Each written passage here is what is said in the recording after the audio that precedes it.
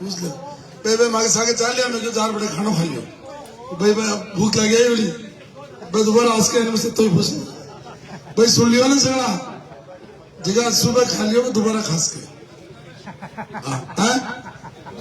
हाँ नहीं रात में दे तो रुक भी सको राम नारायण जी कह रहे थे बोलो बाबा रामनाथ महाराज की, बोलो बालाजी महाराज की, बोलो ठाकुर जी महाराज की, बोलो शिव भगवान की, बोलो श्री जी भगवान की, बोलो करणी माता की और बोलो शनि महाराज की। भगवान से प्रार्थना है कि डीडवाना का जो शनि है 5 साल से हटे, तो इसलिए एक बार जो दोबारा बोलो बोलो शनि महाराज की, बोलो गंगा माता की, बोलो रामदेव जी महाराज की और बोलो वीर तेजा जी महाराज की और बोलो बस्ती की और बोलो जनता जनार्दन की और बोलो आप सबकी जय हो और 25 को भी जय हो और 3 को भी आपकी जय हो। ये जय हो। तो शनि महाराज कई दिनों बाद आज यहाँ दर्शन करने को मिले हैं। ये शनि महाराज आपका होना भी जरूरी है, लेकिन अब डीडवाना ये चाहता है कि भाई ये डीडवाना का 5 साल का शनि उतरे, इसलिए आप हम पे कृपा करो और इस शनि महाराज को जहाँ ले जाना वहां ले जाओ। बहुत बहुत धन्यवाद। जो शनि लगा हुआ है महाराज तो यही रहेंगे। तो मैं सम्मानित मंच उपस्थित सभी बुजुर्गों, नौजवान साथियों, माँ बहनों और प्यारे बच्चों और हमारा आरटीओ कहाँ गया? कमल भी है। नहीं वो तो हर बार लगाता है, उसका तख्त अलग लगता है। तो हाँ वो जाना ही पड़ सकते, चाहे क्रेज को प्रोग्राम कैंसिल हो जाए वो कोई नहीं उसका बोले अरे आऊंगा बैठ जाते। वो देखते हैं हमारे बीच में रामगढ़ जी भी, पायली साहब भी मेहनत कर रहे हैं, हमारी पूरी सम्मानित पूनिया जी की और चेयरमैन साहब और सब लीडरशिप पूरी।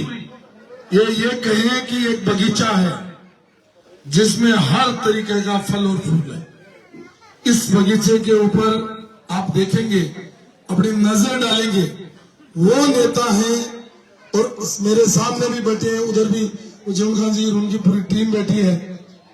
वो लोग हैं जिन्होंने इस डीडवाना में पंचायत राज के माध्यम से और अपने राजनीतिक सेवा के माध्यम से इस डीडवाना को आगे बढ़ाने का काम किया। ये चुनाव जो है, ये चुनाव अलग परिस्थितियों में हो रहा है। यहां मैं 4 चुनाव भारतीय जनता पार्टी से लड़ा। पिछले चुनाव में मुझे टोंक भेजा, मैं पार्टी का आदेश मान करके और मैंने वो चुनाव लड़ा।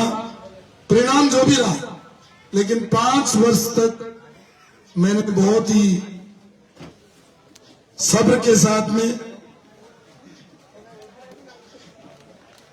इस डीडवाना की जनता के साथ जो अत्याचार हुआ और अन्याय हुआ उसको इसलिए देखता रहा कि ये जिम्मेदारी उन लोगों की है जिन लोगों को 2018 में चुनाव लड़ाया। और अपन बीच बीच में बोलेंगे तो कहेंगे कि भाई जब दूसरी टीम यहाँ तैयार हो गई तो आप पंचायती क्यों कर रहे? और आपने देखा होगा यहाँ पक्ष और विपक्ष दोनों रात में एक ही थे। 12 बजे बाद के फोन उठाओगे तो लगेगा कि जमीनों के धंधे में दोनों संलिप्त थे और मिलकर के काम कर रहे थे।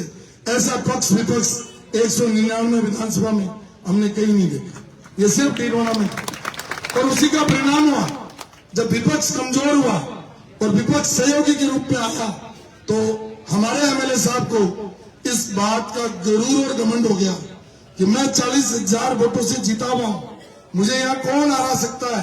तो मेरा मैदान साफ है, क्योंकि जो विपक्ष है वो तो रात को मेरे से मिलता है और पक्ष है उसको मैं रौंदता हुआ।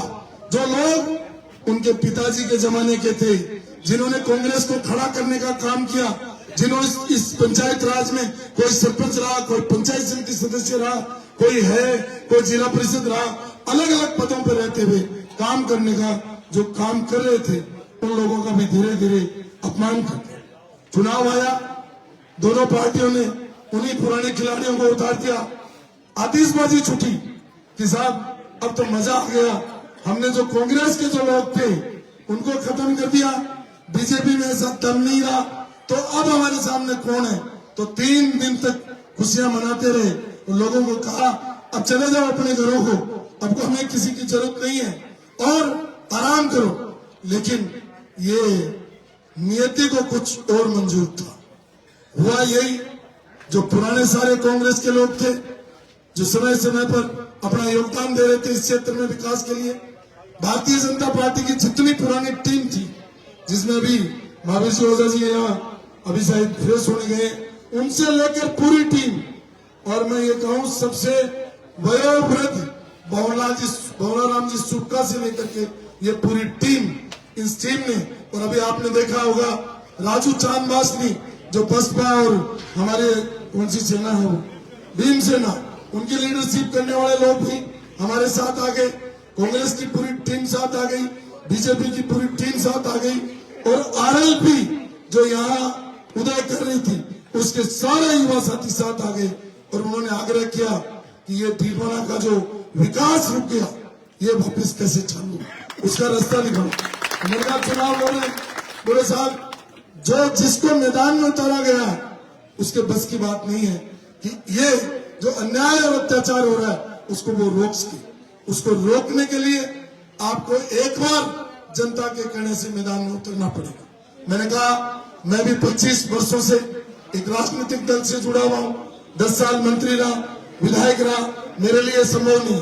तो इन सब लोगों ने कहा कि अब तक तो चुनाव आपकी पार्टी के आदेश से और अपनी मर्जी से लड़े हो, लेकिन अब ये चुनाव डीडवाना की जनता की मर्जी से आपको लड़ना पड़ेगा।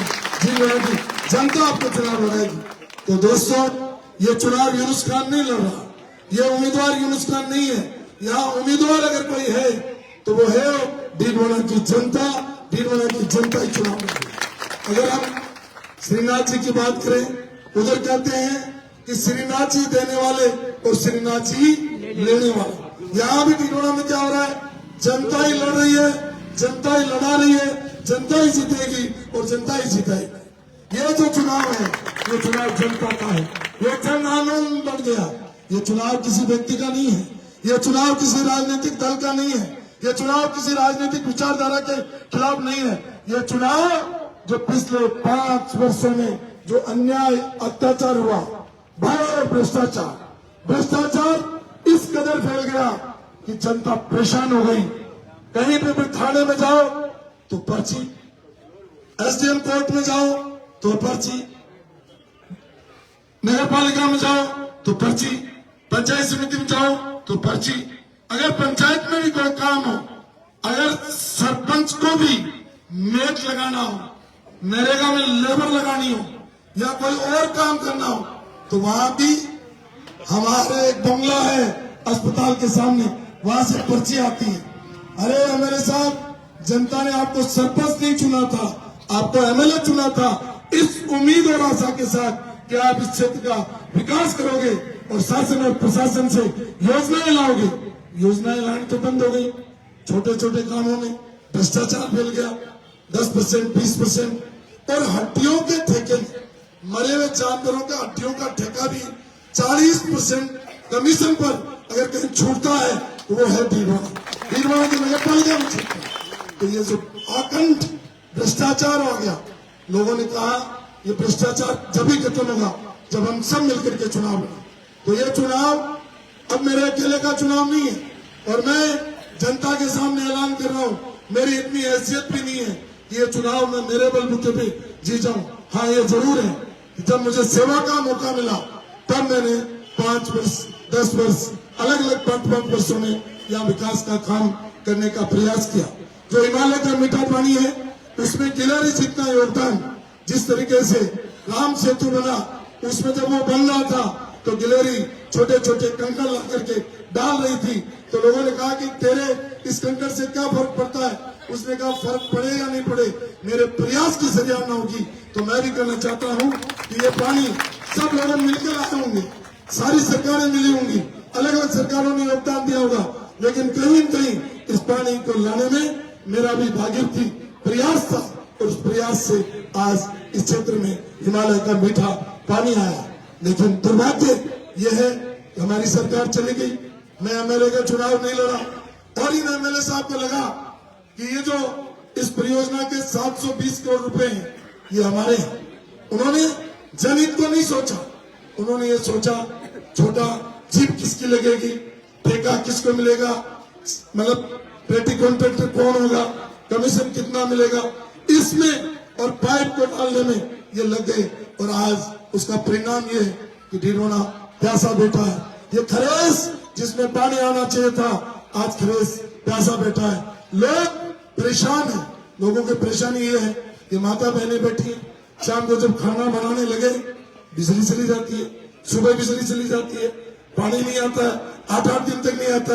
ये शहर के लोग बैठे, पार्षद भी बैठे यहाँ शहर में। रामगंज जी, आप जिस गली मोहल्ले में जाओ, लोग एक ही बात, ये चेयरमैन साहब बैठे, खुद चेयरमैन रहे यहाँ के, कांग्रेस से रहे, बहुत जिम्मेदार व्यक्ति हैं, इन्होंने बहुत अच्छा काम किया। तो इनको भी पूछे, ये पूनिया जी रहे, ये मैं जब एमएलए था, मंत्री था, तो ये मतलब जो है सरपंच थे, समिति सदस्य भी रहे, इन्होंने भी अपने मोलासर में बहुत अच्छा काम किया। लेकिन क्या हुआ, मोलासर में जमीनों का कारोबार पनप गया, कब्जे होने लगे, विकास रुक गया। और नगर पालिका में मैंने चेयरमैन साहब का नाम इसलिए लिया कि नगर पालिका क्षेत्र में जो पीने का पानी आता है उसमें सीवरेज का पानी भी आता है। दुर्भाग्य है ये भी कि आज जनता गंदा पानी पी रही है। दुर्भाग्य है कि 8 दिन से पानी आ रहा है।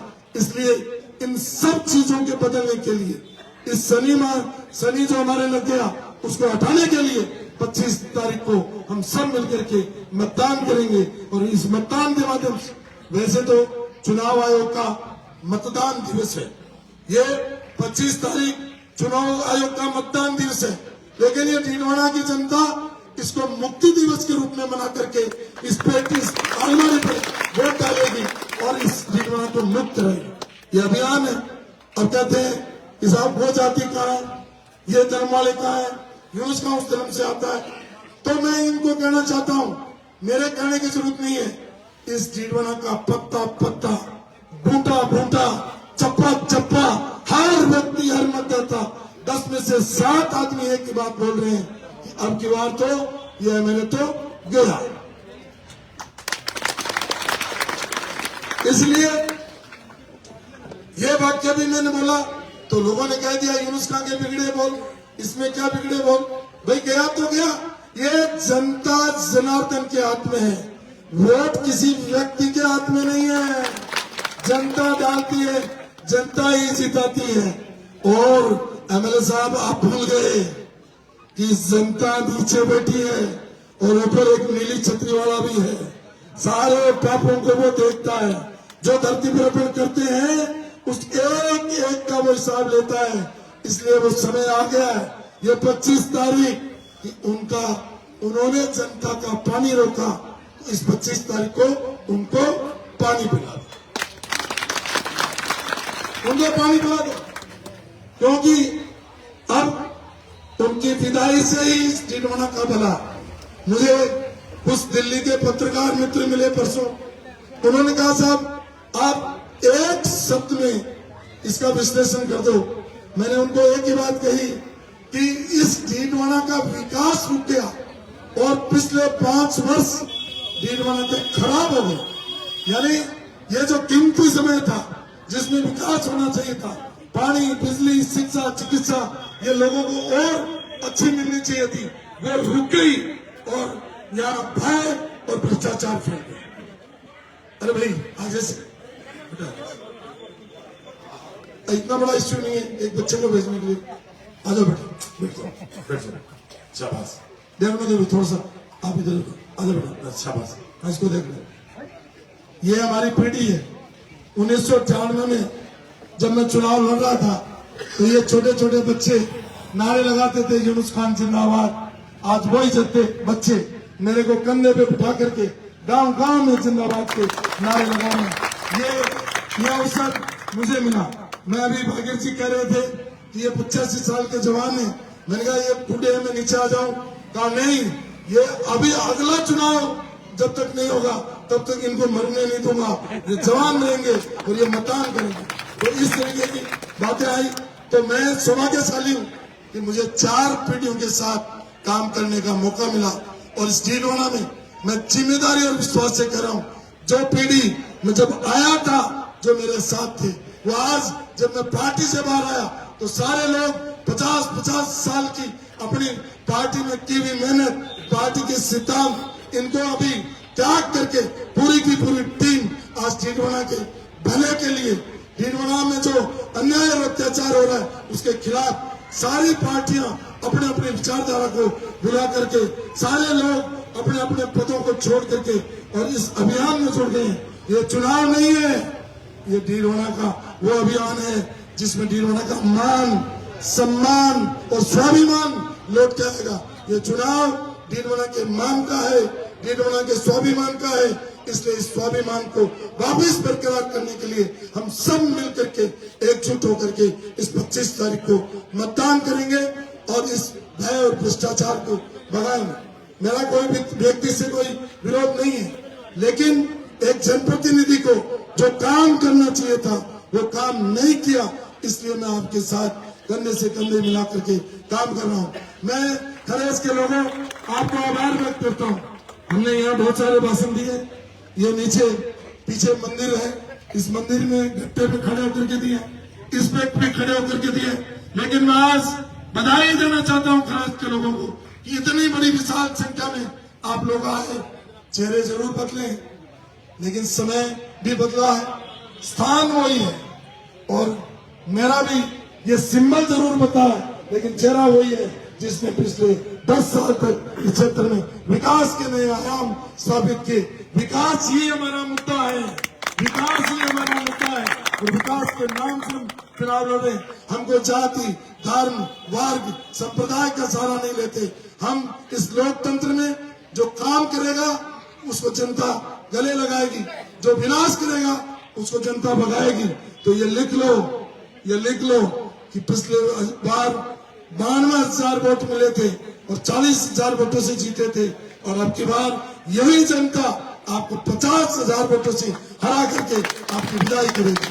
तो मैं यही कहने आया हूँ कि ये अब लोग कहते हैं, कुछ लोग कहते हैं कि यूनुस खान बीजेपी में जाएगा, जीतेगा। तो कल एमएलए साहब खुद कह रहे थे, बागेर जी, कल एमएलए साहब ने खुद ने कह दिया जेपी कि यूनुस खान जीतेगा तो बीजेपी में जाएगा। इसका मतलब उन्होंने हार मान ली है, इसका मतलब उन्होंने हार मान ली है। तो इसका मतलब जनता की जीत हो गई है और हमने 4 तारीख को सबने मिलकर के फैसला किया था कि चुनाव लड़ना है या नहीं लड़ना यह डीडवाना की जनता तय करेगी। 4 तारीख को विशाल सभा में तय हुआ था और आज फिर मैं ये घोषणा करता हूँ कि 3 तारीख को परिणाम आएगा, 4 तारीख को फिर हमारी जाजम जमेगी। सब समाज के लोग बैठेंगे, सर्वधर्म, सर्व समाज, सर्वस्पर्शी सारे लोग बैठेंगे और बैठ करके फैसला करेंगे कि निर्दलीय के रूप में मुझे क्या करना है। मेरा जो फैसला ऊपर वाला विधाता और ये जनता करेगी, यही करने के लिए मैं आपके बीच में आया। मैं उन लोगों को भी धन्यवाद देना चाहूंगा जिन्होंने 25 साल के सफर में हमारे कंधे से कंधा मिलाकर के साथ दिया। नाज बागेर जी, आपको, माननीय नटवर जी जो पूरे सरपंच है उनको और आपकी पूरी टीम को यहाँ जिन्होंने सारी व्यवस्थाएं की है उसको मैं धन्यवाद देता हूँ। बाबू सिंह जी, आप भी इतने विपरीत परिस्थितियों में आज हमारे साथ खड़े हैं, आपको भी धन्यवाद देता हूँ। जेपी मदन जी जांगीर और ये हमारी जितनी पुरानी टीम है